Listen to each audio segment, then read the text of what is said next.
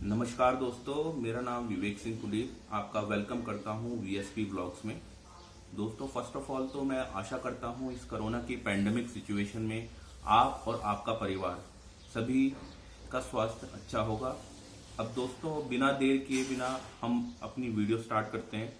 दोस्तों, आप में से कई लोगों का मुझको कमेंट आ रहा था कि डोमिनोर की भी वीडियो बनाइए, डोमिनोर के भी कुछ स्पेसिफिकेशन, या मैं कई जो मेरे जो व्यूअर्स हैं उन्होंने डोमिनोर भी परचेज करना चाह रहे होंगे, तो उसके बारे में जानकारी लेना चाह रहे थे।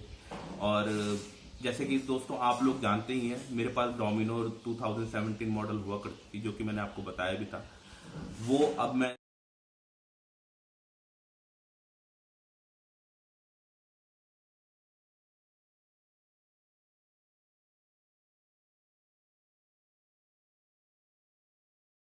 सेल आउट कर चुका हूँ because of some reason. Basically ऐसा था कि मैंने डोमिनोर के बाद अपग्रेड किया था इंटरसेप्टर पे।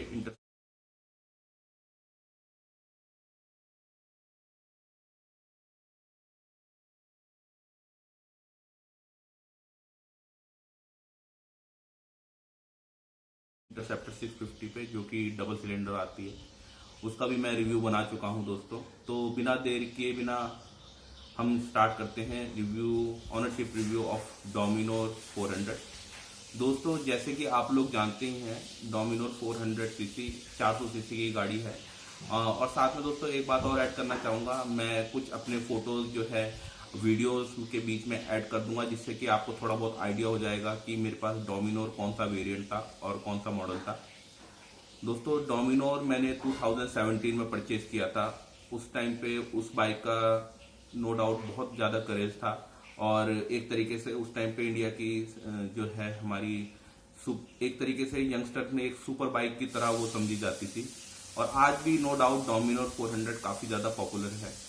तो दोस्तों, मैं उसके बारे में आपको से थोड़ा डिस्कस कर आपको कुछ बातें बताता हूँ।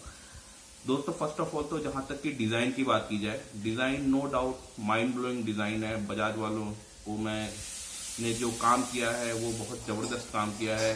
कहीं ना कहीं डोमिनोर को अगर आप देखेंगे, डुकाटी डेविल करके एक मॉडल आता है, उससे थोड़ा थोड़ा मिलता है। जब सामने से डोमिनोर आती है, थोड़ा थोड़ा जो उसका जो आगे से लुक है डुकाटी डेविल जैसा आता है, जो कि उसे बहुत यूनिक और बहुत खूबसूरत बनाता है। और इसके साथ साथ आपने जैसे मैं मेरी फोटोज में देखा होगा, मैंने आगे से विंड स्क्रीन लगाया हुआ था। विंड स्क्रीन जनरली दोस्तों उसमें बहुत छोटा विंड स्क्रीन आता है, बट आपको विंड स्क्रीन की जरूरत पड़ेगी, क्योंकि क्या है कि काफी तेज भागने वाली गाड़ी है। तो अगर आप विंड स्क्रीन नहीं लगाते तो एयर ब्लास्ट डायरेक्टली आपको हिट करता है। एंड जहां तक कि डोमिनोर की सीट की बात की जाए, सीट नो डाउट बहुत ज्यादा कंफर्टेबल है, स्पेशली फॉर द राइडर। मतलब आप जब डोमिनोर पे बैठेंगे तो आपको ऐसा लगेगा कि जैसे आप एक बिल्कुल, कैसे कहा जाता है ना, कि जैसे कि बिल्कुल गाड़ी के साथ एकदम चिपक जाते हैं। जनरली जैसे क्लासिक बाइक्स हो गई, तो उसमें क्या है कि आपकी जो सीटिंग पोजीशन होती है थोड़ा ऊपर होती है, जिस वजह से थोड़ा दौड़ाते हुए इतना ज्यादा कॉन्फिडेंस नहीं आता। बट डोमिनोर जो कि स्पोर्ट्स बाइक है, उसमें आपको सीटिंग पोजीशन कंपनी ने ऐसा बनाया है कि आपको बहुत कॉन्फिडेंस आता है, और आप उसको तेज भी चलाएंगे तो नो डाउट आपको बहुत मजा आएगा। उसकी सामने की जो एलईडी लाइट है, एलईडी लाइट जो उसको सबसे ज्यादा यूनिक बनाती है, और उस लाइट की वजह से भी, और उस लाइट का जो परफॉर्मेंस है दोस्तों, आप चाहे कहीं कैसे भी रास्ते में चलाएं, हाईवे में चाहे हिल एरिया में, नाइट के समय आपको बहुत अच्छा परफॉर्मेंस देती है। यहाँ तक कि मेरा अपना एक्सपीरियंस है, अलग से आपको लाइट ऐड करवाने की जरूरत है नहीं दोस्तों। और उसकी जो पीछे की जो बैक लाइट है, जो जनरली जो हमारा जो पल्सर का मोस्ट ऑफ द टाइम वो पीछे के जो दो लाइट टाइप की होती हैं, एलईडी टाइप की होती हैं, वो जो पल्सर का जो मोस्टली रहता ही है अपना, सेम वही आपको लाइट पीछे की तरफ मिलती है। और स्पेसिफिकेशन की अगर बात करें दोस्तों, 373 सीसी का इसमें इंजन आता है, liquid cooled engine. Liquid gold engine की दोस्तों क्या का जो खासियत होती है, वो मतलब है कम सीसी के होने के बावजूद भी ज्यादा बीएचपी बनाता है। अब फॉर एग्जांपल अगर हम बुलेट से कंपेयर करें, वो 350 सीसी की और 19.5 बीएचपी बनाता है, और ये 373 सीसी की थी, और बीएचपी बनाता था 35। जो कि मुझे जहां तक लगता है, हमारी जिस तरीके की इंडियंस रोड है, तो इंडियंस रोड के हिसाब से इतना बीएचपी सफिशियंट है। बाकी आपकी मर्जी, आप कितने ही ज़्यादा BHP में जा सकते हैं। बाकी मुझे अपने अकॉर्डिंग मुझे ऐसा लगता है 35 Nm टॉर्क आता है, डबल डिस्क उसमें आता था। आप डबल डिस्क का एक ये बेनिफिट रहता है कि ब्रेकिंग नो डाउट ज़बरदस्त हो जाता है, और प्लस जो मेरे पास जो बाइक थी वो ABS मॉडल था डबल डिस्क के साथ साथ। और इसका अगर परफॉर्मेंस की बात करें तो दोस्तों 35 BHP होने के साथ यूट्यूब में आप देख भी सकते हैं, बहुत से लोग इसको 160 165 तक भी लेके गए हैं। बट जो मेरी अब तक की जो टॉप स्पीड थी 130 थी, बट उस टाइम मैं उसे रिकॉर्ड नहीं कर पाया। बट कहीं मैं आपको अभी इस वीडियो के बीच में एक छोटा सा वीडियो भी अपना डाल दूंगा, जब मैंने काफ़ी तेज दौड़ाई थी तो नियर अराउंड उस टाइम रिकॉर्ड करते टाइम 120 ही आ सका, बट 130 वाला मेरे पास रिकॉर्डेड नहीं है दोस्तों। और फॉर द सिटी के हिसाब से इसका परफॉर्मेंस देखे जाए तो आई थिंक सिटी के लिए दिस बाइक में जो पावर है वो सफिशिएंट है, और बाइक ज़्यादा हैवी भी नहीं है और काफ़ी कॉम्पैक्ट टाइप की बनाई हुई है, तो इस वजह से आप इजीली इसको फ्लिक करके ट्रैफिक के बीच में भी अच्छे से निकाल सकते हैं। इवन मेरे पास जब मैंने उससे अपग्रेड किया था इंटरसेप्टर में, तो कहीं ना कहीं मुझे थोड़ा सा याद आती थी अपनी बाइक की, क्योंकि क्या था कि इंटरसेप्टर में पीछे की तरफ 2 बड़े बड़े एग्जॉस्ट निकले हुए हैं। तो एग्जॉस्ट की वजह से क्या होता है दोस्तों, जब आपको बहुत छोटी सी जगह गाड़ी निकालने के लिए मिलती है ना, तो आपको जो है थोड़ा सा मतलब कॉन्फिडेंस लो हो जाता है उस टाइम पे। और थोड़ा अगर डोमिनोर जैसे कोई भी स्पोर्ट्स बाइक होगी तो आप इजीली टू फ्लिक कर सकते हैं। आई होप आप समझ रहे होंगे। एंड जहां तक की बात की जाए मेंटेनेंस के मामले में दोस्तों, आप यकीन नहीं करेंगे, आज की डेट में मेरे पास MT-15 भी है जो कि 155 सीसी की बाइक है। अगर मैं उसे यामा के सर्विस सेंटर में सर्विस करवाने के लिए ले जाता हूँ नॉर्मली, तो 1800 से लेके 1900 तक तो उसका बिल बन ही जाता है। बट मुझे आज तक समझ नहीं आया, मैं डोमिनोर को जब भी सर्विस करवाने ले जाता था, मेरा जो बिल था 1400 से लेके 1500 के बीच में आता था।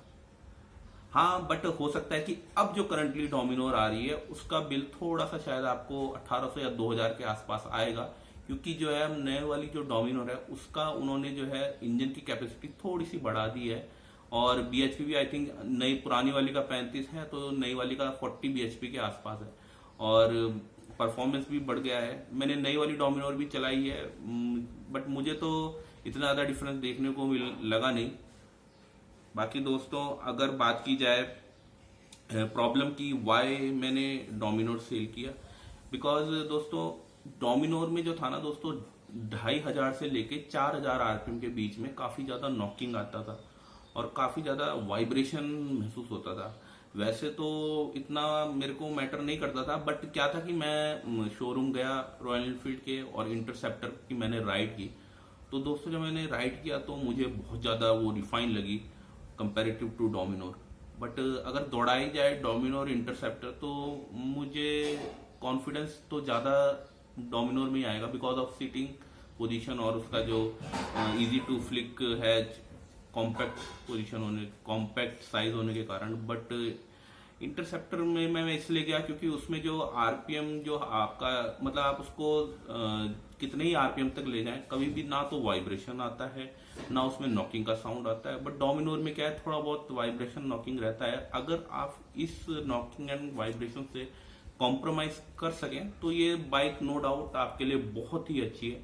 और जहां तक की बात करी जाए दोस्तों माइलेज की, माइलेज तो दोस्तों इसमें मुझे अपनी बाइक में 26 से लेके 28 के बीच में आता था। वो मैटर नहीं करता था, चाहे मैं सिटी में चलाऊं चाहे ट्रैफिक में चलाऊं, कहीं पे भी चलाऊं, 26 से लेके 28 के बीच में वेरी करता था। उससे ज्यादा तो कभी मुझे आया नहीं। और 400 सीसी के हिसाब से देखा जाए तो अच्छा माइलेज है नो डाउट, और मेंटेनेंस भी कम है। अगर दोस्तों आप में से कई लोग जो होंगे जिनका थोड़ा बजट अभी अगर कम है और उनको, क्योंकि क्या होता है दोस्तों, बाइक तो हम खरीद लेते हैं, पर बाइक खरीदने के बाद उसका जो मेंटेनेंस हो गया, उसका फ्यूल इकोनॉमी क्या रहा है, वो चीज बहुत ही ज्यादा मैटर करता है।